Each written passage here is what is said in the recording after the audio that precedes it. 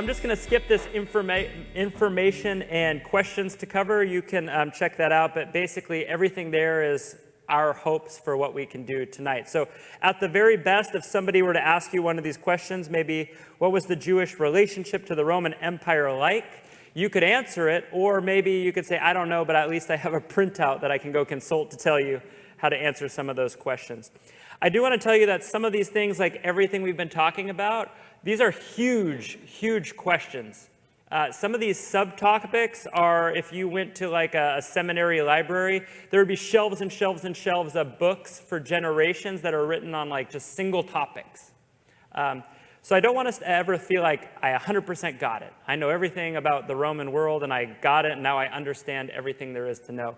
When we get there, then all of a sudden we're the experts of the Bible and we only need to read it one time and we're done. And so we don't ever want to get there because God is constantly at work and there's always more to learn. So we're going to do some weaving tonight. There's no real easy way for us to take some of these topics and organize them kind of linearly. A lot of these topics are more like a spider web than they are about something where you just say, let's just do one topic and then be tidy and move on to the next one. They all kind of bleed into one another. They all relate to one another. So I've done my best, but we'll see if it's the best that can be done. So national leadership and the structure. We're going to be talking about the Roman leadership and the social organization. How were they organized in the empire? We talk about this a lot. I preach this every time I preach. The world that we're living in has shaped us to think about our world a very particular way. And even though deep down in us we know that the ancient world probably wasn't like that, we still bring a lot of the same ideas to the ancient world with us. Let me give you an example. The Western world that we grew up in is obsessed with the individual. If you read our laws and the Bill of Rights, it's all about individual, individual, individual. The ancient world more or less did not work that way. We're going to find out here in a second about 85% of the entire Roman Empire had zero rights and zero ability to move beyond their social kind of hierarchy where they were. And so we have to remember that when we read the Bible. When we hear about people like a leper, for instance, we can't just hear, oh, that's a bummer, that guy got really sick. That guy's entire world was shaped in a way that led him to believe that he was the scum of the earth, that he was terrible. And in fact, it turned out the suicide rate for lepers was like through the roof in the ancient world because the worldview was there is no hope for you. There's no honor to be had for who you are. You are dishonorable to everyone who knows you, and you might as well be dead. Our world would never treat somebody with a serious medical condition that way. And so we have to understand that this is how the Bible and how the people of the Bible are thinking. So let's kind of jump in. We're going to go kind of top down. So these numbers 1 through 6, if you're thinking of a pyramid, in fact, if you wanted to draw a pyramid, you could. This is how the Roman world was organized. At the very top is Caesar, or the emperor. Now, this is important. We watch a lot of kind of old school movies. We watch Robin Hood. We talk about like medieval times, and we think king. When we think about the Bible, the king is not the top of the pyramid. Caesar is at the top of the pyramid, and he is not a king. It's very important. A king is a human.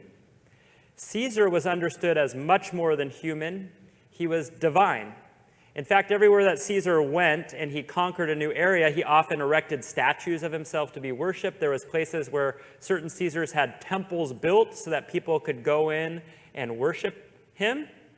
And sometimes it wasn't so people could go worship him. It was so that they could be forced to go worship him.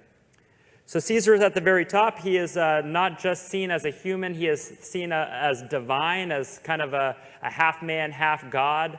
Has access to the gods more than common people could ever imagine. And because of that, he can't really bother to get involved in a lot of human affairs.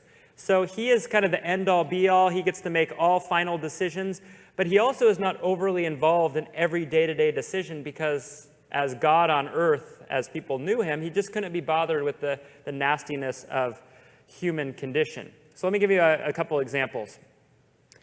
Caesars, more or less, fall on a spectrum. So we're going to learn about a Caesar tonight that says, hey, Judaism, they're not doing any trouble to anyone. As long as they pay their taxes, let's legalize their Jewish worship and just let them do their thing. That would be on one side of the spectrum. On the other side of the spectrum, have you guys ever heard of the Emperor Nero, N-E-R-O? Nero one day, this is, it's probably historical legend. There's probably some truth. It might not be completely true, but this is the legend. The legend is that he went out onto the back of his palace one day, and the wind had shifted directions, and he could smell the stench coming from the slums. And he just decided, I don't like that smell. Burn it down. And he accidentally started the largest fire in the history of the Roman Empire. Because why? He couldn't handle those lowly peasant people that stunk, so just burn the place down, which he did. He just started a fire. Some people said he did that because he wanted to build a second palace and he wanted to clear the real estate to do it. So this is the spectrum of Caesars. Pretty much they can do whatever they want, whenever they want, and there's very little opposition. There's very little opposition in the sense of he's at the top. There is a lot of opposition if you go read history of if you let someone who has bad blood towards you get too close, there are periods of time where Caesar turns over like 15 times in 10 years. They just keep killing each other. So just so you know that. The second level, so there is one emperor, one Caesar in Rome. The second level of kind of hierarchy are the senators, the military generals, and the extremely wealthy nobles. And when I say extremely wealthy, the majority of these types of people are huge landholders, hundreds of thousands of acres, owning thousands of slaves that work the land. And basically, combined, they control kind of the entire economy and how the money flows in and out and the flow of goods, grains and animals. They control all of it. This makes up about 1 to 3% of the population. I made a couple notes here. We're going to talk about this in a second, but this includes what's considered a vassal king. I wrote that there. You can kind of circle it. We're going to come back to it. A vassal king, and we're going to learn about this vassal king that you all know of, is King Herod. King Herod is a king, but he's more or less a puppet that is sent to rule over an area and to make sure that area does not revolt, that that area pays its taxes on time, that that area honors Caesar and the Roman Empire. Does that make sense? And so if that king is given that responsibility and they do it well, they get to keep the title as king and get all of the stuff that comes with it. But the second that they stop doing a good job, they just either get eliminated by death or they just get removed from office. The other thing that's important in Rome, and this happens throughout the ancient world in all cultures, is a lot of people were brought in to become politicians, and they weren't actually Roman. A lot of them were given Roman citizenship. Say they were the son of a prominent prince from another empire. They were brought into Rome. They were given maybe a princess to marry. They were given Roman citizenship, and then they were put in the Senate. And they did that to make sure that, hey, as long as we have a very well-connected person from that empire, they probably won't ambush us and kill us. So that would be a good thing. The third level down is kind of smaller farmers, merchants, doctors, craftspeople, tradesmen. This makes up about 10 to 15% of the population. These are kind of the small business people, small landowners. These are people who probably had large families, maybe a handful of slaves in the empire that could do some of their work for them. They're people who were paying taxes, that had goods and services to move and ship, but probably more localized. The next chunk of people are soldiers. There's two types of soldiers in the Roman Empire. There's legionnaires, and there are auxiliary soldiers, and they're very different from each other. A legionnaire is a male. All soldiers are male. A legionnaire is a male son of a Roman citizen. And think ancient world kind of special ops Navy SEALs. So one of the first things that would happen is they would be physically inspected. And if whoever was inspecting this young man thought this young man is not physically fit enough, they were just sent home. And slowly they were put through this very rigorous training. And by rigorous, the most rigorous training in the entire ancient world. It was said that with full gear and armor on, these men were expected to be able to jog 20 miles at a time. So these are big deal kind of dudes. Tons of resources, food, money. invested in these people because these will be the people that make sure the Roman Empire is feared around the entire known world. These are the people who will make sure that they get to hold on to everything that's theirs and also expand what the empire is. The second type of soldier, this is actually really important. Legionnaires are one of the only guaranteed ways that a young man could have upward mobility in the ancient world. This is actually really important because these hierarchies are not easily you can't just go get a job, make enough money, and then just kind of jump to the next one. That's impossible to do. And we're going to learn about that in a second. One of the only ways you can kind of go from point A and move up in the world is to be a legionnaire. When you signed up to be one and you were accepted, you were signing your life away for 25 years. It's like a military contract for 25 years. If you lived till the end of your contract, which is a big giant if, because the Romans are always fighting bloody battles, if you lived that long, then you were granted a land holding in the Roman world, which was like the golden ticket to upward mobility. You could farm it, you could sell it, you could lease it out. It was a source of income. Does that make sense to everyone? So if you were a young man in the poor, but you were big and strong. Yes. So you could apply for that, and then 25 years later, if you live. Yes. Family to some length. Exactly. So I've been told over and over, you got to repeat the question for online. The question is, if you were a poor young man, but you were physically fit, could you be a legionnaire? The answer is yes, you could. Rome knew that there are certain things you don't skimp on. You don't just give the elite soldier status to any Joe Schmo. They actually have to have physical ability. So it was one of the very few ways that, say, a peasant child could take his family and move them up. Now, when I say if they live to the end of 25 years, it's a giant if. I don't know the statistics, but the amount of death going on in Rome is a lot. It's a lot. I think I read only about 20% of the population even made it to 50. So it's a giant if. It's a very big risk. Do you know how young men were or boys were? I don't know, but I want to say that I've read the age of kind of enlisting would have been like late teenage, like 16, 17. Yeah. The second type of soldier is an auxiliary soldier. They were paid less. They were not citizens, but they were paid. So this is a distinction because in the Roman world, sometimes times were really good, sometimes times were really bad.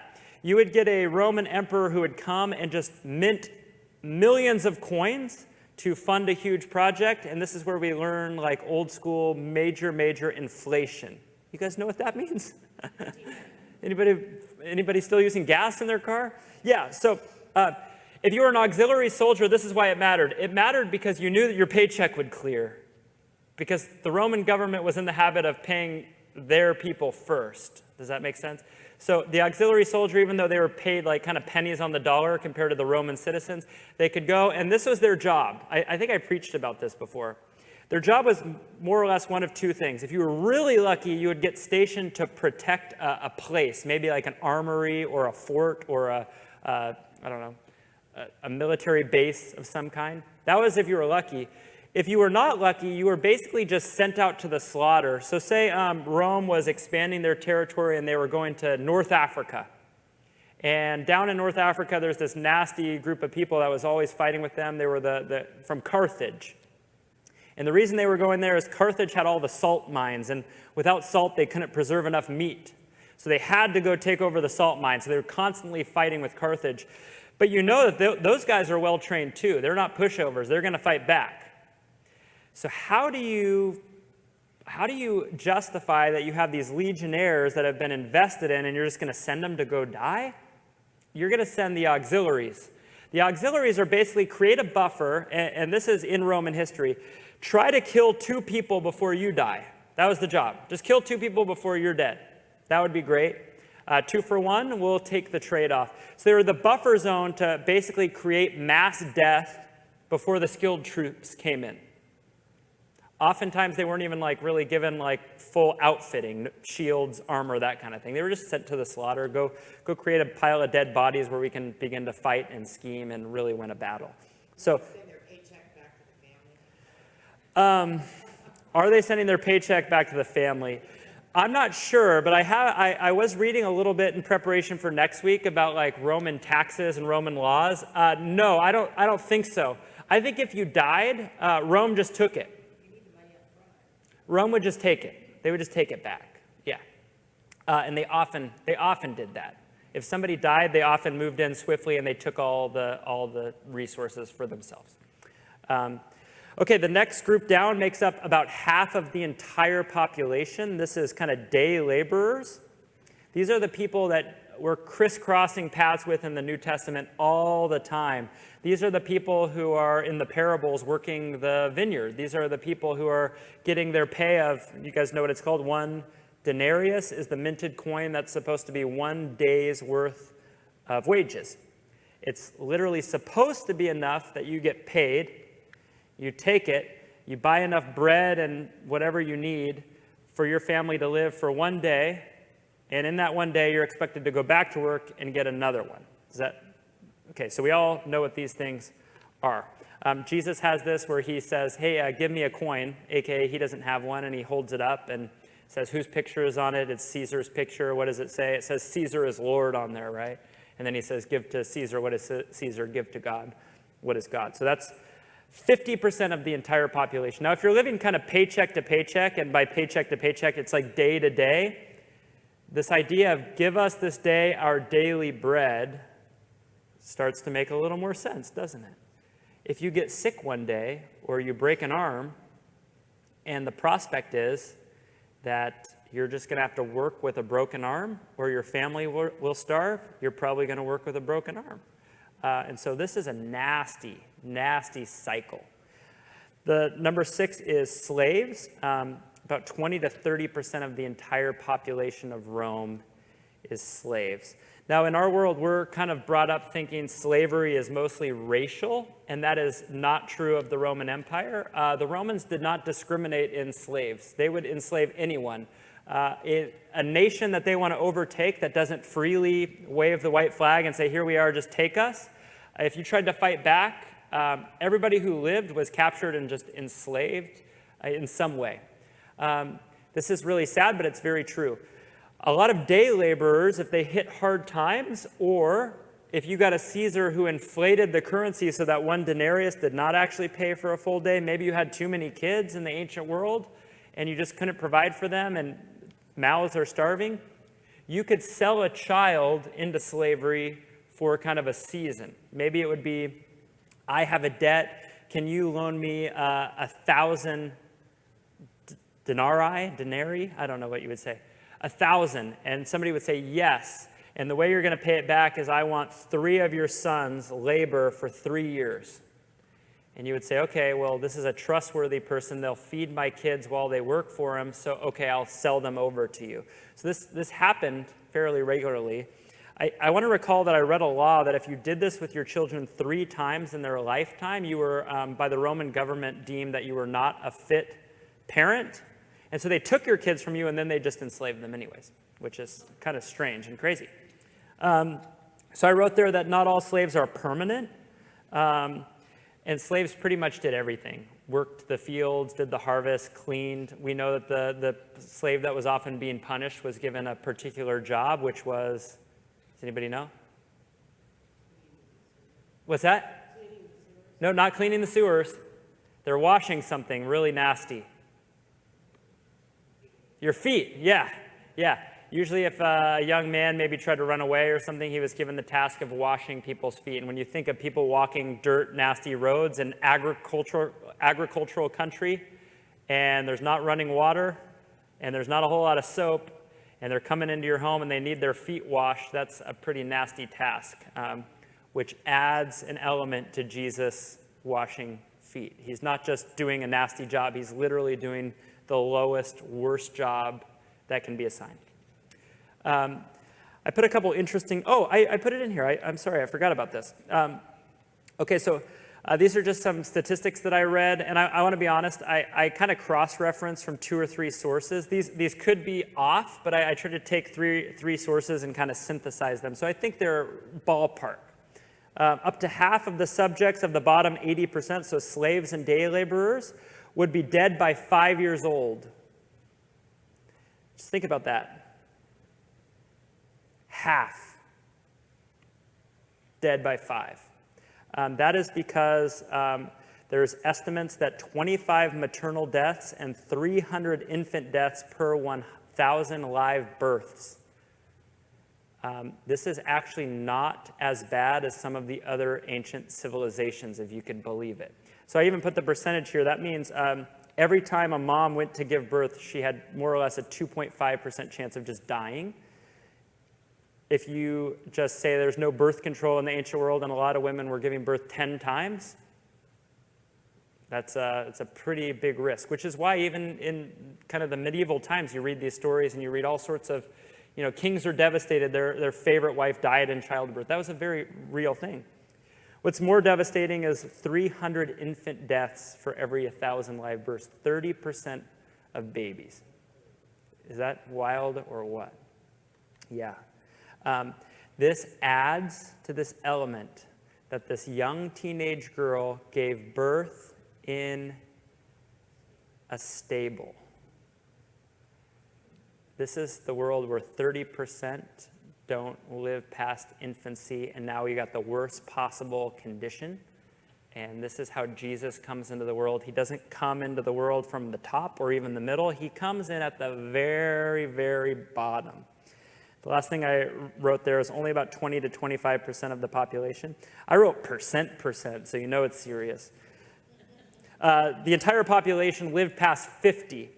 So living past 50 was pretty hard, and if you look back and you read kind of the record, you'll find that the people who live until their 80s or 90s, if you start reading about them, you find out something important, that they're all upper-class noble people, more or less. There's very few kind of peasant-class people that live past this age. So it's important. Okay, let's pause right here. Are there any questions?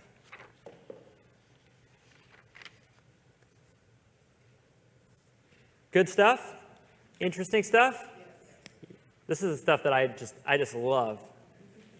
This is the rabbit trail central that Google takes you in some weird places, man. Yes? I just had to add something. Yeah, please. When I was in Afghanistan, they wait till the child is 40 days old because of the birth rate of that death of babies being born. And, They wait to name the baby till it's 40 days old? yes. Wow. So, and when was that? That was not. 73, 70. So in the 70s, yeah, there's still places around the world where I don't know that it's that exact practice, but it's something similar. Yeah. It's very sad. Anybody else question or input? Lily, this is carbonated water, so it counts as water in the sanctuary, so don't tell on me.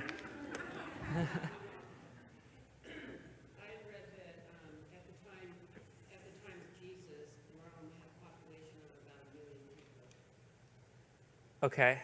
So it was still a pretty sizable city for the high death rate. Yeah, I think, so this is what I don't know this for certain, but this is what I keep bumping into when I start reading. I think there's a distinction between how they understand the Roman Empire kind of in and around the Jewish territory and the Roman Empire as a whole. Because I keep bumping into these numbers that are very extreme, and I'm realizing that what they're saying is probably 1 million around kind of the Jewish area. Oh, in Rome. Yeah. Okay, that makes sense to me. Because I think the empire as a whole, I think I've read, is probably between like 30 and 60 million total. Yeah. Yeah, just the city, yeah. Ricardo, do you have something? Oh, a population question. And again, I'm not an expert on Roman history. I do a lot of reading, but you can do a lot of reading too. So if you find something where you're like, yeah, what Andy said doesn't make sense, that's entirely possible. Don't be afraid to correct me if you know something I don't know. Okay, we're going to talk about some interesting history. And this stuff really matters. This stuff really, really matters. And I might have written it, but I'm going to tell you why. We're going to talk about the intertestamental period. This is what happened between the end of the Old Testament as we read the Old Testament, bookend, and the beginning of the New Testament. And it's a couple hundred years. Now, in our mind, we're thinking, okay, well, that's 2,000 years ago, and then 200 years of that 2,000 years. But if you just think of history, we just had 4th of July. Our founding is more than 200 years ago, right? So 200 years is not that long of a time. When you consider that we're talking mostly about Jewish people who pass down their traditions and their stories kind of mouth to mouth, and they have this oral tradition, 200 years is not a long time at all. So some of the events we're going to talk about are still very, very fresh on the minds of the people Jesus is around. Some of the events we're going to talk about, some of the people Jesus interacts with, were alive when they happened. So these are not like distant things. These are slights. These are massacres against the Jewish people that have formed them to think a certain way about the Roman world that now has taken over their area. And by their area, I don't mean that they own it, because before the Romans, this is important to be clear, before the Romans showed up, it wasn't like the Jews just had free reign of Jerusalem. There was actually another empire called the Seleucids, which was a Greek empire. Part of the Greek empire was ruling over them at that point too. So they hadn't had their own land in quite some time.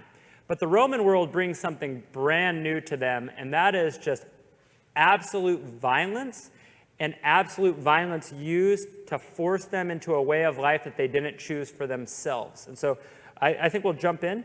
Some of the questions we have to ask at the bottom of page 1 are, I wrote in there, how long, roughly, was this before Jesus starts his ministry? How did this impact how Jews kind of understood the world that they were living in? So let's jump in here. So I mentioned the Seleucids. This is actually an interesting story. It's written there. I cannot spell. Yeah, I can't. You guys would be blown away. I just like speed type some of these things, and then I go back, and the amount of underlines in Microsoft Word that are in red and blue, and then I put it through Grammarly a lot. Like, you'd be surprised how terrible at writing these first drafts are. So I cannot spell, no. Okay, 168 BC, so 168 years before kind of traditionally we thought of Jesus being born, which, give or take, is probably wrong. Jesus was probably not born at 0. He was probably born a handful of years later than that, but for the sake of measuring time. About 170 BC, at 168, this revolt happened, and this is what happened. The Seleucid Greek Empire had come into Jerusalem, and they wanted to control the area. They wanted to own the territory, and so the king was Antiochus Epiphanes. He just outlawed Judaism. He said to be Jewish and to practice Jewish religion was against the law. You cannot do it. That doesn't go over well in Jerusalem, as you can imagine. And so this is what he did. He entered the temple, he tore down the altar, and he built a new altar in the Jewish temple, and he did the worst possible thing. He set the altar up to Zeus, and then he started sacrificing pigs, which are the worst possible thing that Jews, you guys know Jews think pigs are terrible, and they're not kosher, and you don't come in contact with them. He started sacrificing pigs on the altar in the Jewish temple, which is just like absolutely devastating. You can only imagine what the Jews in and around Jerusalem, they've just experienced this violent takeover, and if that's not bad enough, now your way of life, the place that you rally and remember that God calls us his special people. No matter what happens to us, we can rally together and worship, except they take that from them too. They destroy a bunch of the inside of the temple, they loot a lot, they set up this altar. Well, a group of Jews get together and they decide we will revolt violently. Not an overly violent people, because as people groups go, they're not a huge-sized group. But they decide we have to revolt, and so they revolt. And this is actually, do you remember we talked a handful of weeks back in the section on picking a Bible translation, we talked about the Apocrypha? The two most popular books of the Apocrypha are called First Maccabees and Second Maccabees. This is actually the event where both of those books come from. Because the leader of that revolt, his name was Judas Maccabeus, and he started what's called the Maccabean Revolt. His nickname was the Hammer. And so they just thought, by any means necessary.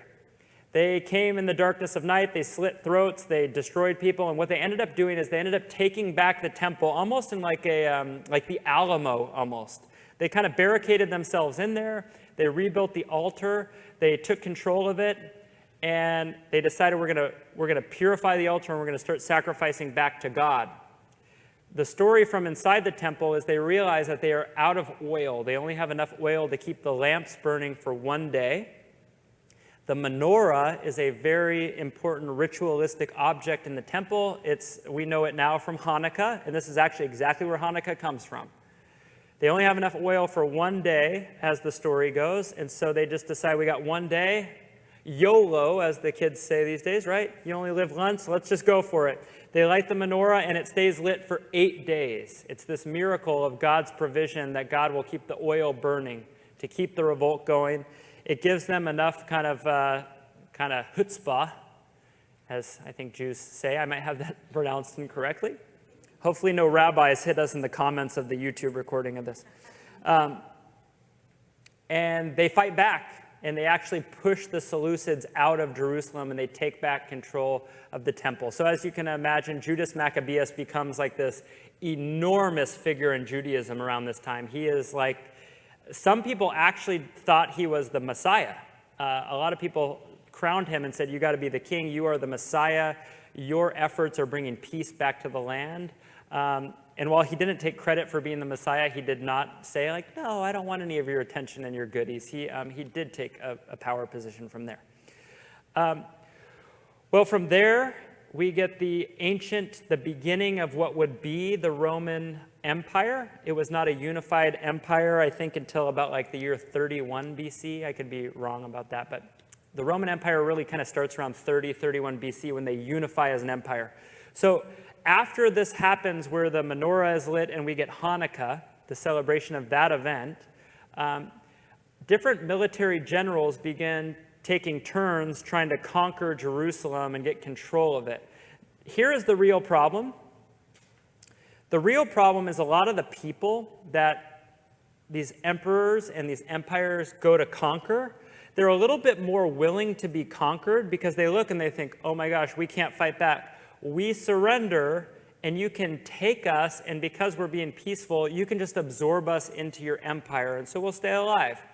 Jews don't go easily because they say, if you're going to take us, you can't take our way of worship.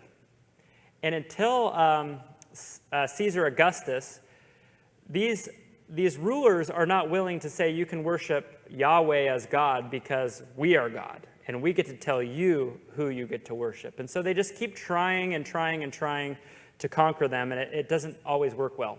So the next event is in 63 BC. This is only 95 years, more or less, from Jesus' ministry. This is the Roman military general Pompey, and he takes over the occupied area around Israel and Jerusalem.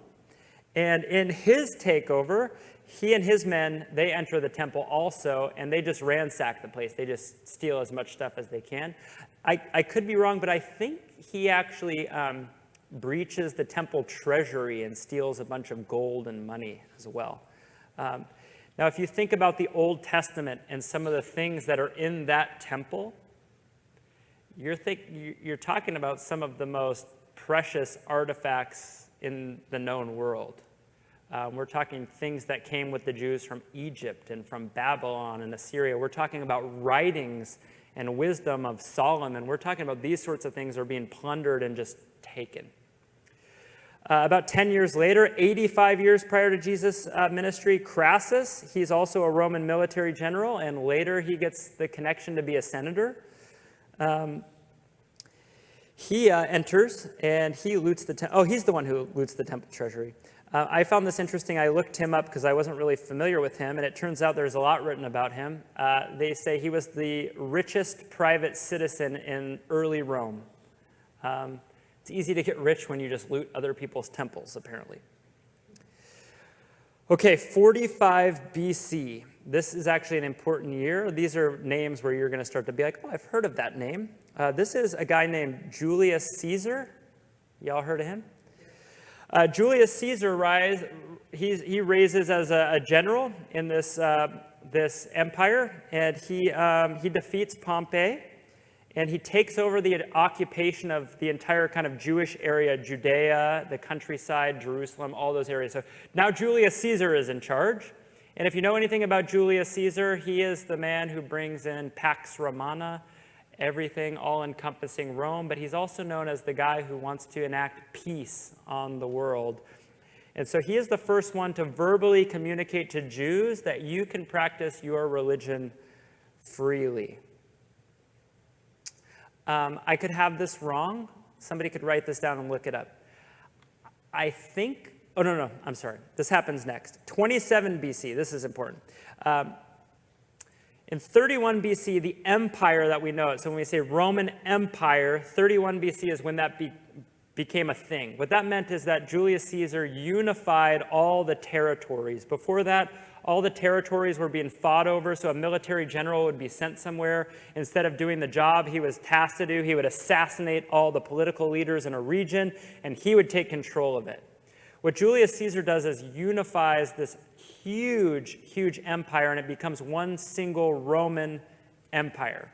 It happens for a few reasons, but one of them is because he is a very likable guy.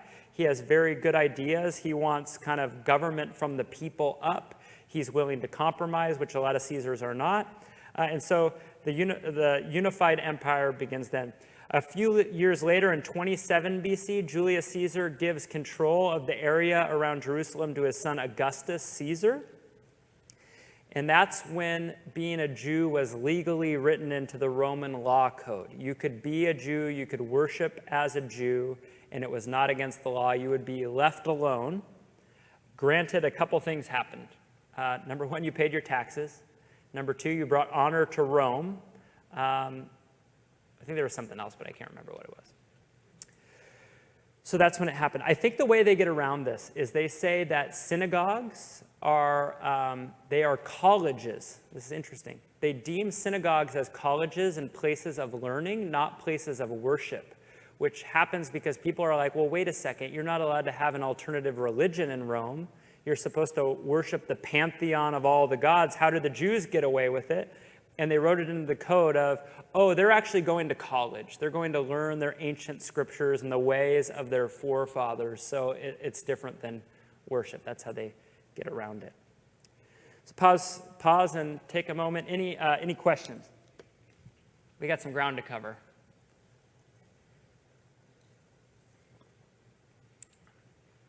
Bueller? You're doing good. Okay. Let's do another couple sections, and then we'll take a really quick bathroom break, and then we'll wrap up from there. Okay, so we're talking about the Jewish relationship to Rome. So now we got Rome controlling the area in and around Jerusalem. Now remember, Jews at their very core believe that this is their land, not because they conquered it, not because it's somehow they purchased it or they own it. This is their land because of a divine command from the one and only God that says, this is your land. So there's going to be an issue with the people. No matter how long peace lasts, there will be an issue that arises. When Rome shows up, Rome thinks they're being kind and generous. They're saying, you can worship however you want. You can be Jews. It's not illegal.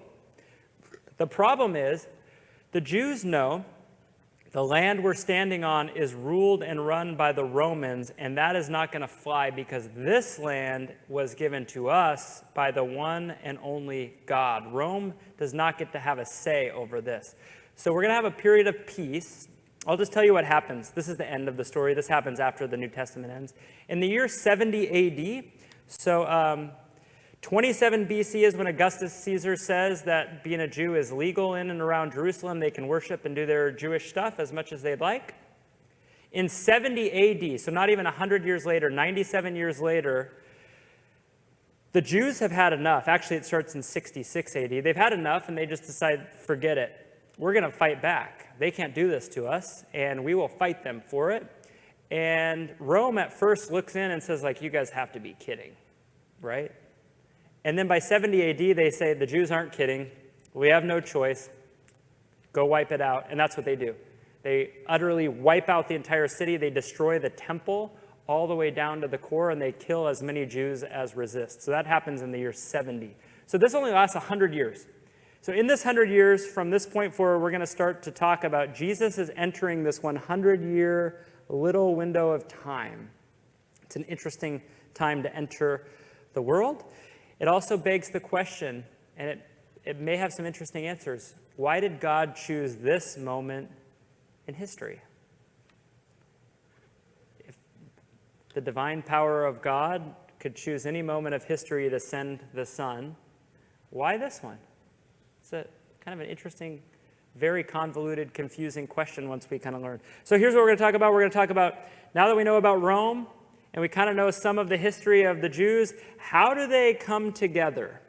In some ways, they're going to come together nicely. Oh, yeah, do you have a question? The 100-year period dates, kind of 27 BC is, I think I wrote it down there in number 5. That's the beginning date. The end date is in 70 AD. That's when Rome just decides, forget it, the Jews aren't worth the headache. Let's just go destroy the whole thing. Okay, so let's talk about Rome and how they see the Jews, especially in and around Jerusalem. Rome enacts a policy that's enacted throughout the ancient world. It's kind of known by scholars as the patron-client relationship. And this is how it works. The Jews know that they are the client to their patron, who is Rome. Rome is not trying to be kind or friendly. There is a lot in it for them, and this is what's in it for them. What's in it for them is if these people are given permission to worship, we hope they'll just be peaceful enough and stop revolting, where they can just settle down, they can put some seeds in the ground and plant some crops, they can start paying their taxes, and they can stop humiliating this part of the empire. It turns out that there are some major trade routes that go through this region, so Rome has something in it for them where they don't want conflict. They're trying to give the Jews enough where conflict will not arise, because conflict is bad for business. And so they enact this relationship. And one of the things they do is they appoint a vassal king. We talked about this. A vassal king is basically somebody who's put in charge over a geographic area, and they are responsible for making sure everything that Rome wants, Rome's interests, are taken care of. Now that's interesting, because when we start hearing about Herod, there's actually lots of Herods, and we're going to talk about them next. When you start talking about Herod, we have to think, number one, in order to protect his own neck and stay in power, his first priority is taking care of Rome. His first priority is not taking care of the Jews that he is ruling over. His first job is to make sure Rome gets their paycheck, that Rome is getting reports that there's no uprisings, that everything is peaceful, and that people are doing what they're more or less supposed to do. Wrote a couple things here. Let's see.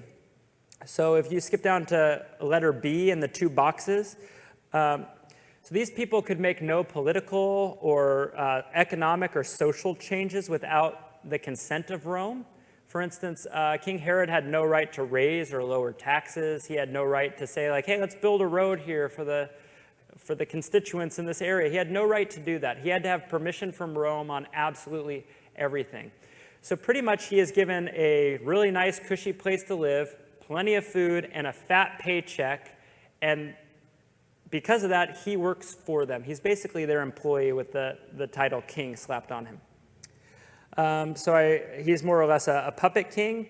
If you read through the Gospels, you find out that Herod actually, he is Jewish in a sense, but he has no real idea how common everyday Jewish people live. He's very out of touch with reality, and I think we're going to come across that in Matthew. So why do this? This is an important question. Because the alternative would be, well, why didn't Rome just go in and wipe them out? They could have, probably. They did it in 70 AD. Why didn't they just do it before? Why didn't they just look around and say, like, forget it, this is just too big of a headache. Let's just wipe them out, clear the whole city, and then we'll repopulate it. Why didn't they do that? The reason is, I put a map here. This is actually more of an ancient map. But it turns out that Israel is located in a very interesting place. Israel and Judah together are right up against the sea, the Mediterranean, which is a major, major trade route. But it's not just a trade route. It's also a waterway where the enemies of Rome and the other kind of biblical empires, Babylon, Assyria, could travel and make landfall to come get them. Does that make sense? It is in a place where if you're traveling from Africa, from a place like Egypt, and you want to make your way up north because you want to wage war on Babylon or Assyria in the Old Testament, you will go through this slice of land. And so for generations, very skilled tacticians and politicians have realized, let's make a cushion of people right here. It's very convenient that these people want to live here. So let's let them live here. And this is what you see throughout the Old Testament. One of the big quips that God has with the people is they keep shifting allegiances to different groups. So for instance, if Egypt is looking awfully dangerous, maybe Jewish scouts are down south and they're saying, Egypt is looking like their military is getting strong. They would run up north and they would say, like, let's take a look at Babylon. Babylon's not looking super good right now. These are theoreticals, by the way. This is just to prove the point. They would say, let's send a delegation down south and let's make a treaty with Egypt. And here's what the treaty will be. If Babylon tries to come get you, we will alert you and we will try to fight them off just to slow them down on their way down. This is a good tactic for all the parties involved. And it makes sense, and it's very inconvenient for the Jews, but it's convenient for everyone else that these people actually want to live on this strip of land. Does that make sense? So it makes sense for Rome as well. It turns out that Rome ends up expanding past the traditional borders in a way where they don't need to have them as a cushion anymore, which is one of the reasons they decide it's not worth it. Any questions on kind of how the land was situated there? Some of you probably have better maps in the back of your Bible. I'm not a geography expert in this way. I kind of know the basics of how it worked, but I don't know the ins and outs of it. So, cool. Okay, let's move on. Let's do one more chunk. We're going to be running a little short on time. We'll push through, and then we'll take like a sprint there and back bathroom break. Does that sound good? Let's talk about the Herod problems.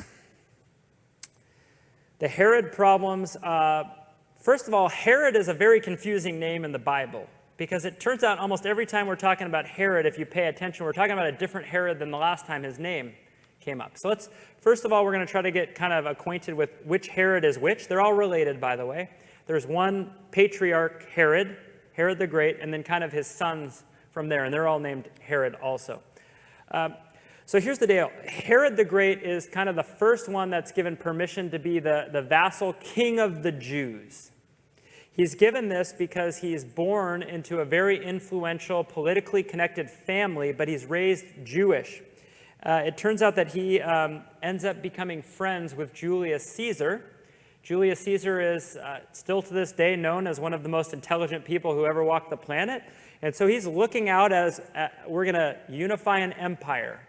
We know how militaries work. We know that we want these people to be here as a cushion for us. So who should I pick to put in charge of them? It turns out that Herod, kind of early in his career, he's been really good at a couple things. He's been really good at maintaining peace and collecting taxes on time, which is very important.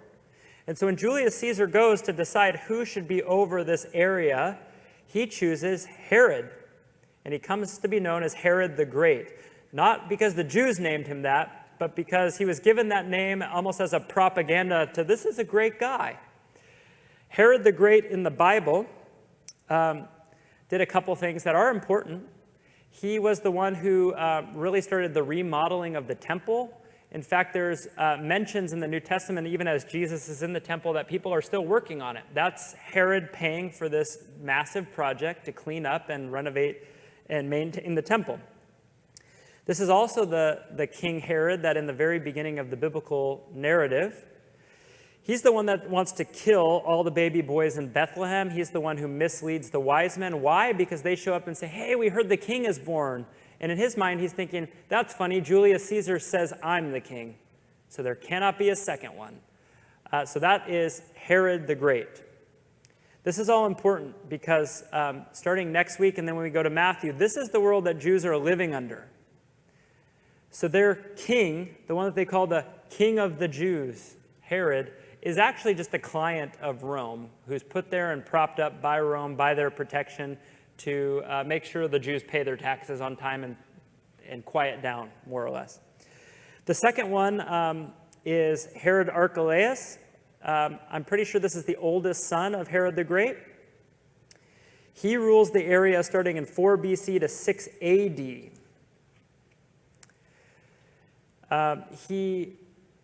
This is important to note. So his father gives him land holding around the territory. His dad has not died yet, but his dad gives him half of his land holdings. So he receives half of the land holdings. He receives a huge chunk of land around the territory surrounding Jerusalem. Excuse me. Too much carbonated water, friends. So this is the guy that's referred to that, you remember the story, Jesus is taken off to Egypt to get away from Herod the Great, and he takes Mary and the baby Jesus with him, and they go back to Egypt, which is interesting that Egypt is a safer place than the Promised Land. That's an important thing to note. And then Joseph doesn't want to go back to Bethlehem because the Bible says that this Herod Archelaus, is just a tyrant. It turns out he ends up so bad at his job that Rome just steps in and says, bro, you suck at your job, and they replace him. And instead of replacing him with another Jewish person, they just say, you know what, let's just make sure we do this right. And they replace him with Pontius Pilate, who ends up kind of being on a fast track back and forth from Rome, but he is now responsible for making sure that this area does what it's told. The next Herod is Herod Antipas, I don't know how to say it. This is the one Jesus called the fox. That's not a polite, nice nickname, by the way. This is actually kind of a derogatory term in the ancient world. So he received a quarter of Herod the Great's land, so this is another son.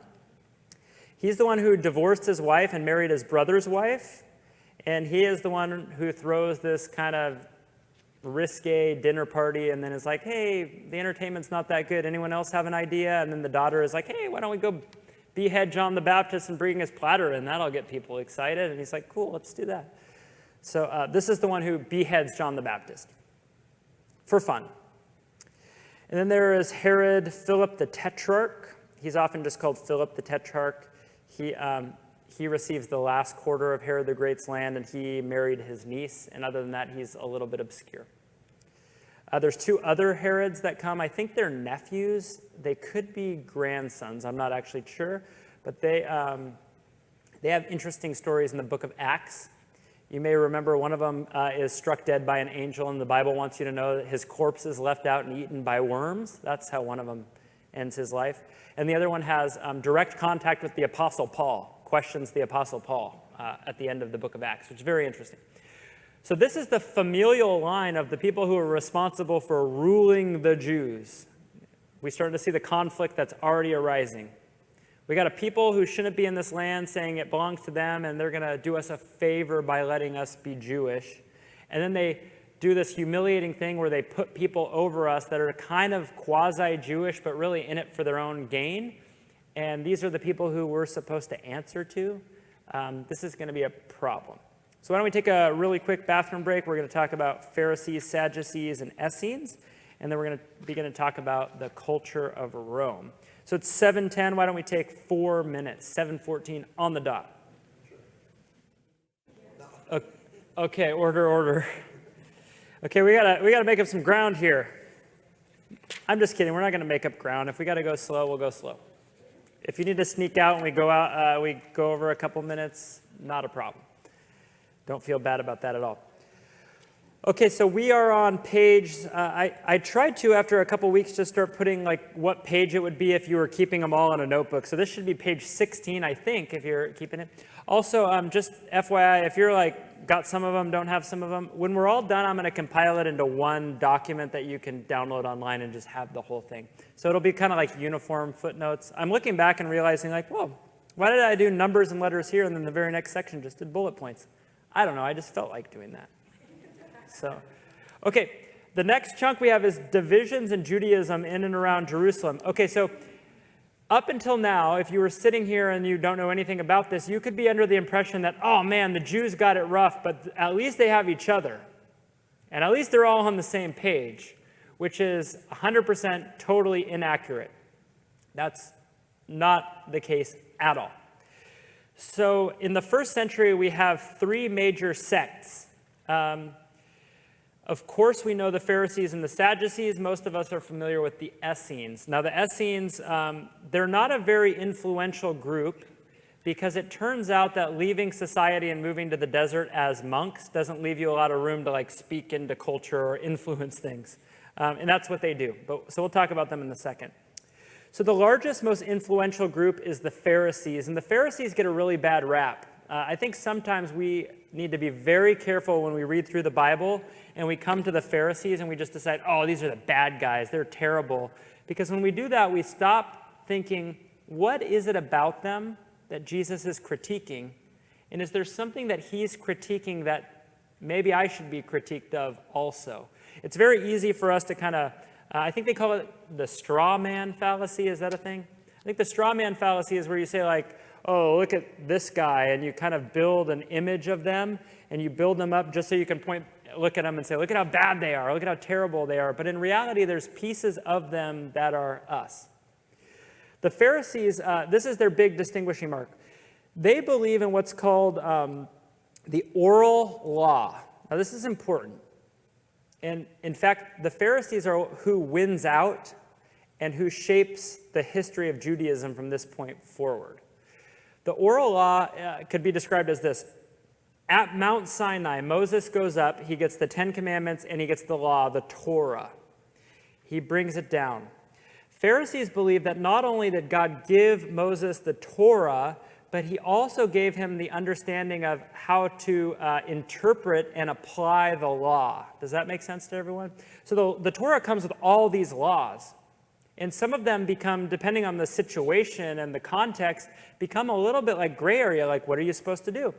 So Pharisees believe that Moses knew how to interpret these things, that not only did God give him the physical copy and they wrote it down, they also gave him the ability to interpret through the divine lens of God of how these things are supposed to work. And what happened is over the generations, there's a document, and you can actually look it up to this day. This is actually really cool. You can go online right now and you can find all sorts of these things. It's called the Talmud, Talmud, and it's literally the Jewish rabbi commentary on the Torah. It's how do you apply this law at this time, and how does it work at that time, and what happens if this, I don't know, what happens if a friend's cow ventures onto the property line, and you're not sure whose property it is, but it falls in. What should happen then? It's a gray area, right? And so there's this document. It's a living document. Rabbis for centuries have had added to it. But the original Talmud, they would say, is that is how this is understood. And there's interpretation necessary, but we have the oral law, which is Moses describing to people how these things operated. Some of the other distinguishing markers of the Pharisees, they believed in an afterlife, which is fascinating because when Jesus starts talking about the resurrection, we find out the Sadducees are very upset. They believe that this is not a thing, that this is made up, and the Pharisees are like, well, wait a second, we actually do believe that. So they do believe in an afterlife. They believe in a Messiah. They do believe that there is somebody coming in the line of King David that will usher in peace and bring the law and the land back to them. And so they are very, very interested in maintaining the integrity of the law. How much time we got? So here's the thing about Pharisees. Pharisees have made this observation. When we follow the law, it seems like we get God's favor and then things that are good happen to us, more or less. So what do we need? We're looking around, and it looks like there's a Roman soldier, there's a Roman temple to a pagan god in our land. Clearly, God's favor is not upon us, so how do we get it back? By following the law. And so, by the time Jesus comes around, what we get is we get the people who are obsessed with following the law. This is not just to be mean, it's not just to heap a lot of guilt on people, it's because they legitimately believe this is the way to get our land and our people's freedom back. Does that make sense? One of the things about the oral law that I didn't say is with the oral law comes, Jesus says, like, you add human traditions to the law. Do you remember that when he says that? What he's saying is when you interpret the law, you're actually making more dimensions to how you're supposed to do it in a way that makes it even harder for people to do it.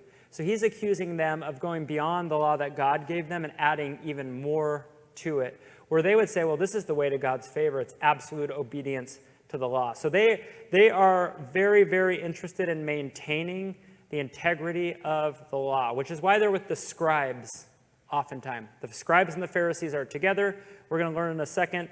The scribes is not a separate group of Pharisees. They are a group of legal experts whose legal job it is, if you want to copy the Torah, a scribe needs to do it because they are trained to make sure that their copy is exactly the same as the one they're copying from.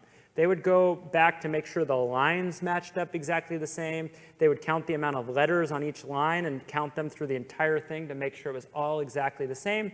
They were legal experts on how to interpret the law. And so Pharisees and scribes often went together at this period of time. The Sadducees are kind of a smaller, more elitist group.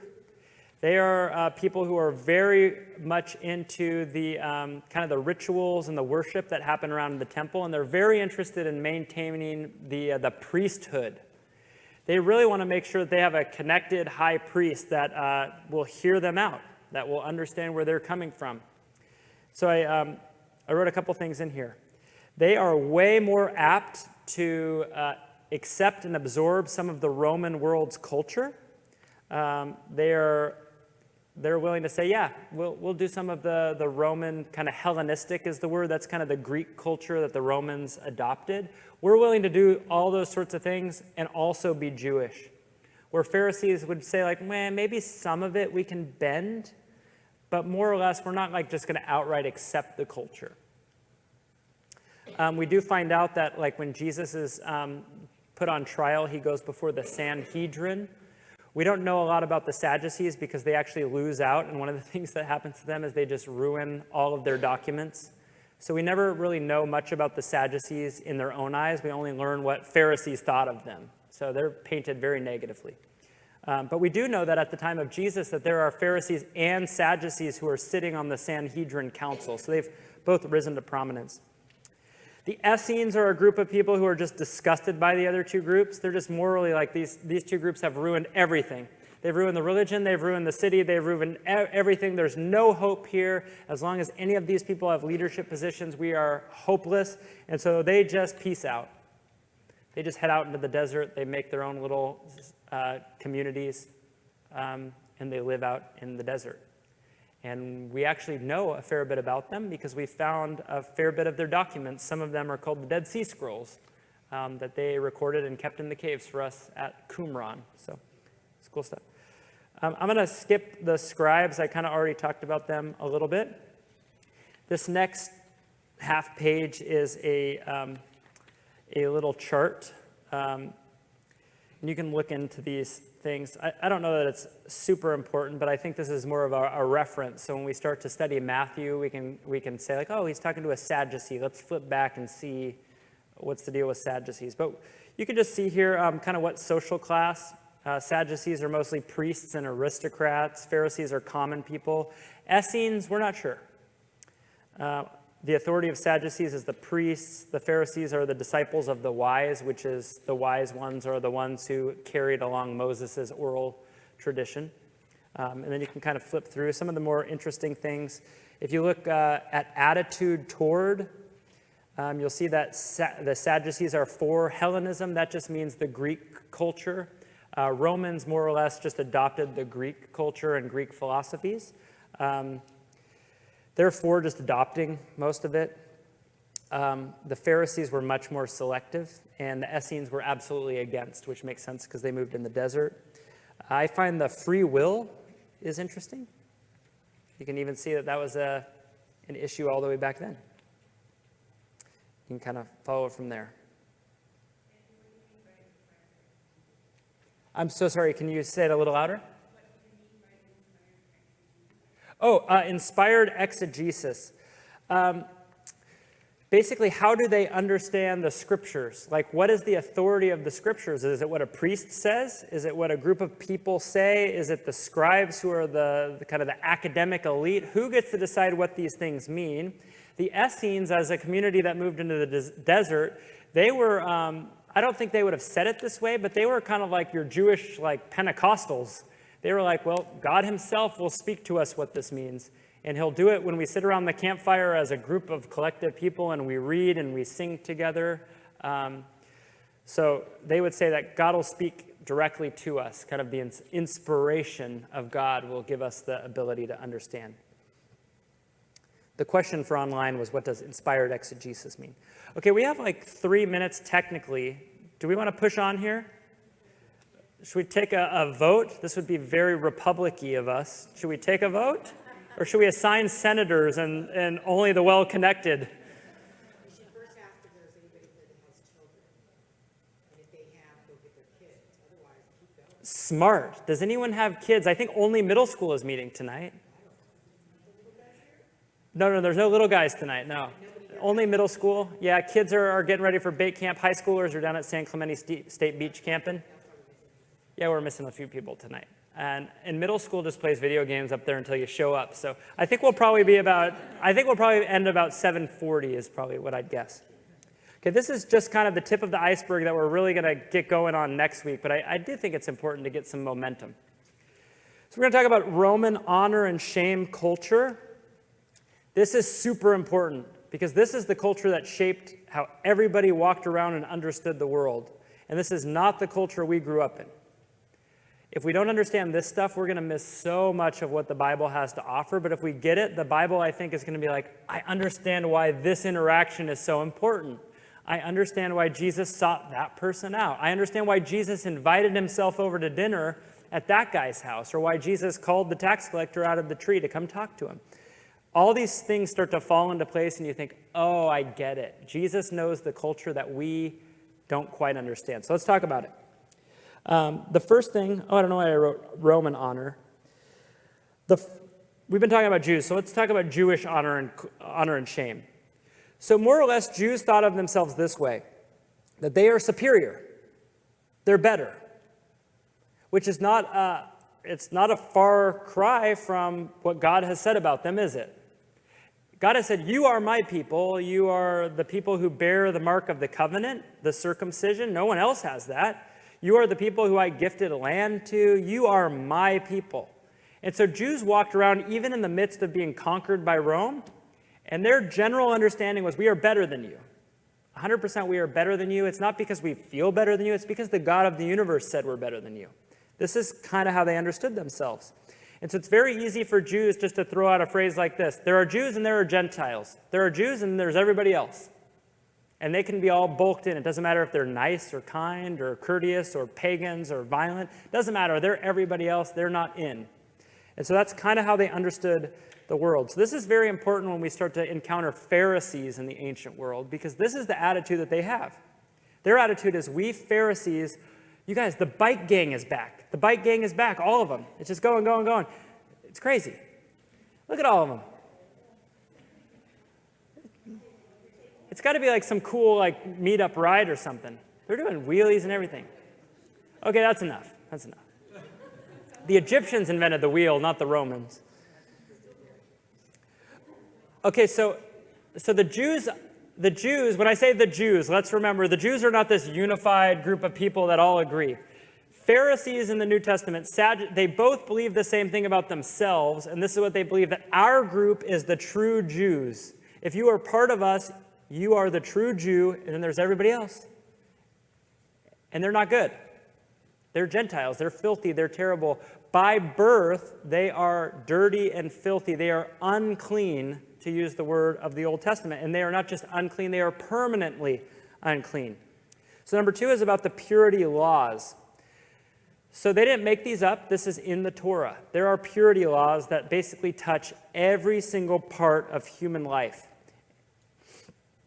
It is to avoid contamination of eating and food preparation, procreation, bodily eliminations, birth and death, sacrificial worship, prayer, festivals, so on. Basically every little thing. So here's the thing. Sometimes we really like to think in these big, giant categories. To be unclean is not bad.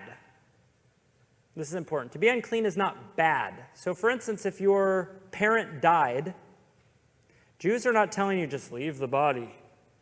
There's definitely go bury the body and prepare the body, right? But touching the body would make you unclean. And when you are unclean, what you do is you go through a ceremonial period of becoming clean again. A lot of it is water rituals and things like this. Once you are pronounced clean by a priest, then you can go back into Jewish worship and all these sorts of places. Everybody on the same, yeah? How long does it take you to become clean again? The question is, how long does it take you to become clean again? If you go read it, it depends. It depends on what it is. So frankly, like a woman on her period is unclean until a period after it's over. And then there would be like a washing with running water, or I don't know what the actual ritual was. And so sometimes it was a couple days, sometimes it was a little longer. Exactly. What Siri said. Sorry, Yeah. when they're unclean, do they have to separate from everyone else? When they're unclean, do they have to separate from everyone else? It depends on what's made them unclean. Some things were like, you need to get out. You need to get out of the city.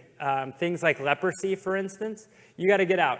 A lot of it is with disease. And the reason I believe is because in the ancient world, even though it sounds mean, they realized that if you have the flu, other people are probably going to get it too. And while we don't know exactly how that works, we do know that if you just go really far over there for a long time, and then when you come back, we won't all get it. So disease is one of these things where you got to get out for a long time. Because in the ancient world, you don't want an entire community to all get sick at the same time. So it depends. Some of it is like get out of the whole city. Some of it is like if you were burying your father, you're still going to see your family members, and you're going to do the funeral process and all those sorts of things together.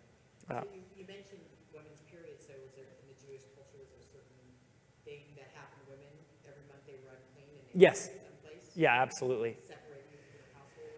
Yeah, we'll talk about this more, but yes, the answer to the question is every month were women unclean? Yes, for a period of time. Can you think of a story that's literally this exact same thing in the New Testament? Yeah, the hemorrhaging woman. She's not just having a monthly cycle. She's permanently unclean for years, it says. I can't remember how many years. 12 years. Yeah. And so it's like she's permanently unclean. She's not even supposed to be in the crowd of people around a rabbi, and she's definitely not supposed to touch a rabbi. That is like I don't want to be misquoted, but I'm pretty sure that's like a punishable by death kind of thing.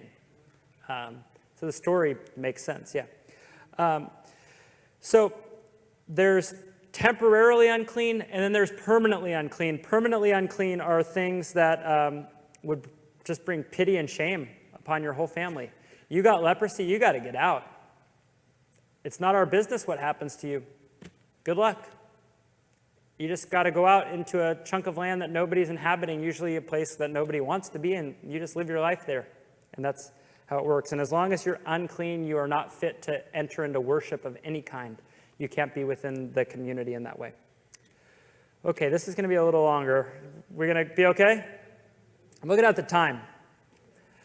I think we just have to at this point. Okay, let's talk about the Romans. Roman honor and shame. Roman culture has absolutely everything to do with father. Father, father, father, father. If you do not bring honor to your father, you are not living a worthwhile Roman life. Absolutely everything. If you were to dishonor your father in public, you are facing some major consequences. From, like physical punishment to being disowned by your family. You do not ever dishonor your father. This is really important to understand. So a father had absolute say in absolutely everything. Who are the kids going to marry? Who gets the contracts on all the grain we've been growing?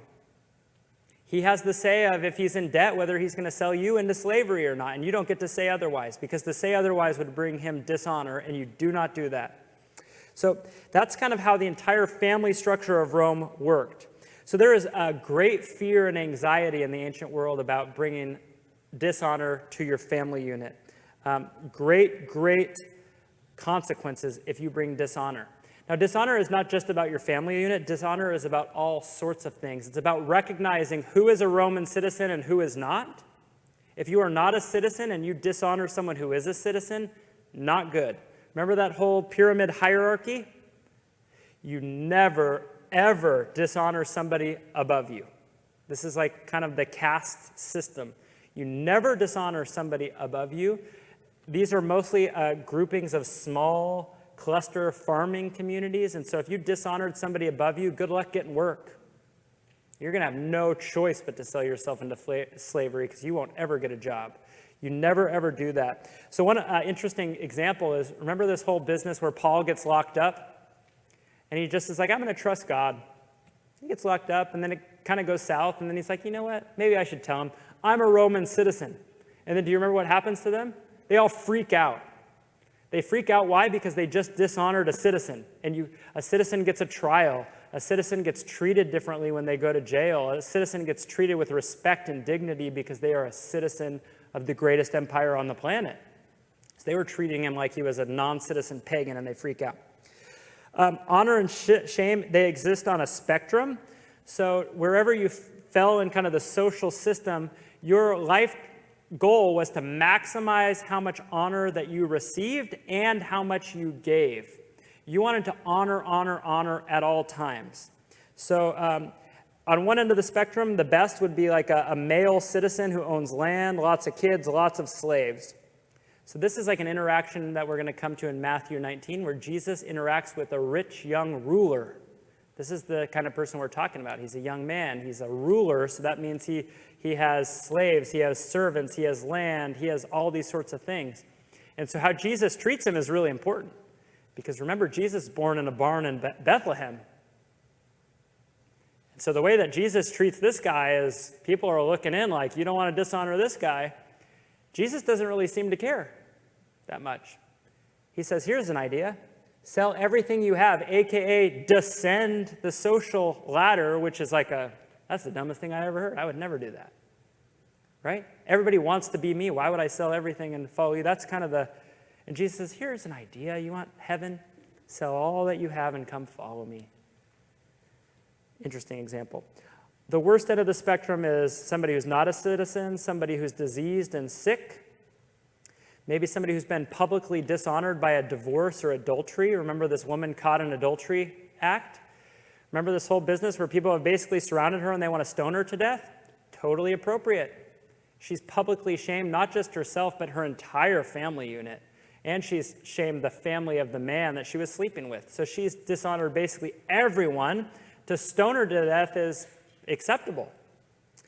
This would be somebody, no money, no land, shameful father. So these are some of the people: hemorrhaging woman, the leper, the paralytic. These are the people that we're thinking of. We'll talk a little bit more about some of these types of people next couple weeks, in 2 weeks. Okay, so there's an expectation that anyone bringing dishonor should be distanced, sometimes by death. So divorce of an adulterous wife immediately. Disowning a negligent son. Anybody think of a negligent son in the book of Matthew?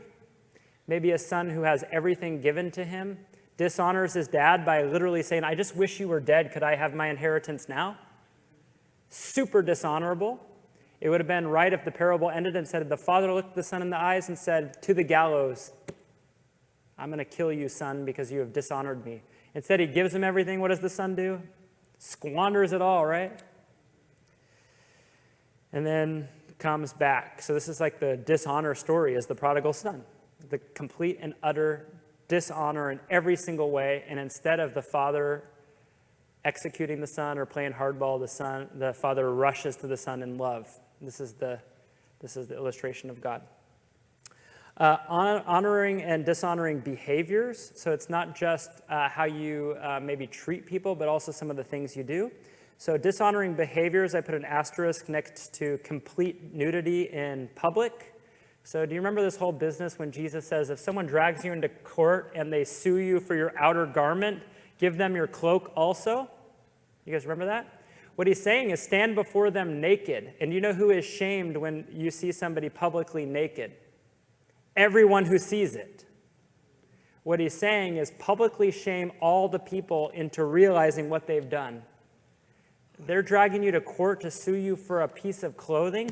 Just go naked in front of them. They'll all be so shamed that it will kick in what they've done. They have selfishly taken everything from you. Being caught lying to a superior, so lying to somebody in kind of a class higher than you. Speaking or acting in a sexually explicit way in public, stealing, and so on. You can just read through the Bible. This is happening everywhere. Okay, the last couple things, hospitality and ownership. So it would be a mistake to think that a wealthy, land-owning male just has a free pass in life. He doesn't have a free pass because everything in his life is also to maintain his honor. So for instance, you throw a wedding party and you run out of wine. That means you're bad at throwing wedding parties. And you are about to be the talk of the town in a very dishonorable way. You are bad at hospitality in a culture that values honor and values hospitality. Remember this story? It's the first one in one of the Gospels, right? And Jesus steps in, and what does he do? He doesn't just change water into wine. He preserves this man's honor. This man doesn't have to descend the system and be kind of the scapegoat. And not only does he turn water into wine, what do the guests say?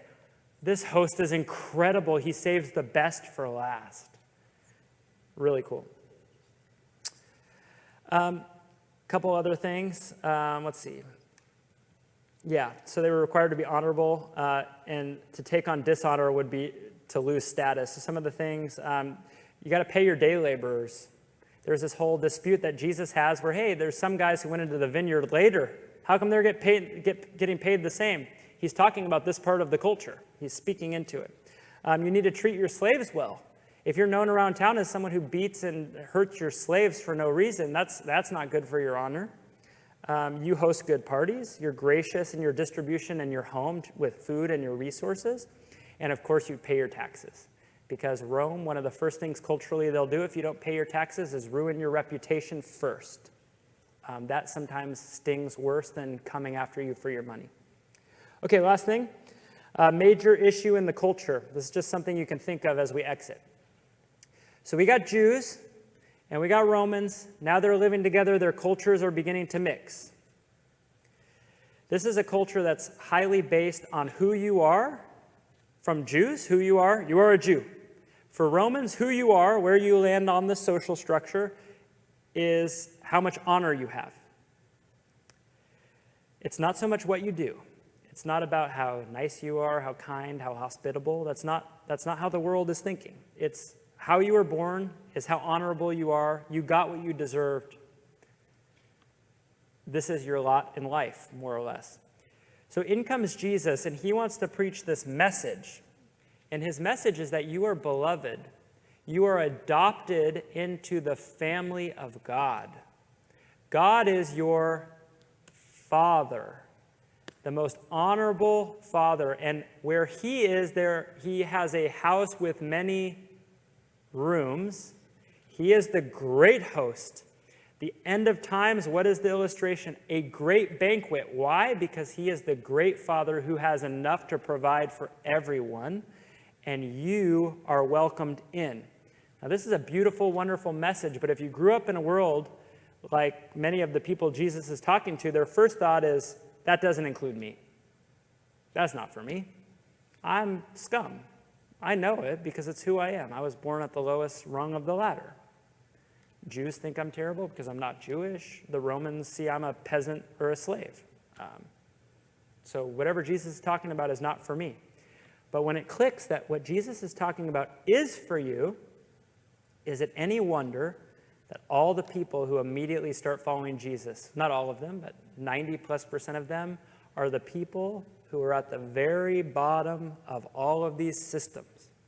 You notice that? All of the people start thinking, in the heavenly realms, the God of the universe, the one that Jesus calls Father, has a place for me, and I'm welcome in it. And not only am I welcome in it, he thought of me before all of the universe. No matter what the world says about me, and the world is saying a lot about me, this is for me. So much so that people are like, just piece out of their jobs to go follow Jesus. They just quit what they're doing. They go follow Jesus. They find out, like, if you just quit what you're doing, and you're like, well, shoot, how are we going to buy food? You just trust Jesus, and he'll make some. That'll work, right? And so people rush to him, and the crowds get bigger and bigger and bigger. And there's people saying, like, I don't know if I can believe it. There's people saying, you got to believe it. We'll pick you up on your mat because you can't walk, and we'll walk you to the guy, and he'll tell you about it. And crazy things start happening. So that is the story of Jesus. So no midweek next week. We'll reconvene on the 21st. There's a little box down here. If you could continue to read Matthew. I'll put this book on the resource page if you're interested in it. Thank you for bearing with me. I had no idea we were going to go that far over. I actually had a whole bunch of stuff I chopped off, so I'm glad I did. Let me pray for you, and we will be on our way. God, thank you. Thank you that we have this time set aside, and this is a time that matters. Thank you that it's not just kind of mindless browsing of the TV or mindless chatter. It's stuff that matters eternally. And so we just ask that you would continue to make these things come alive. We pray that these things would be committed to memory and a great resource as we turn our attention to your word in a couple weeks. And we pray that you would just make it come absolutely alive. Would you bring excitement and joy and wonder at all the things that you've done and all the things that you continue to do. Amen. Amen. You are dismissed. Not that I have to dismiss you. You're welcome to go whenever you want.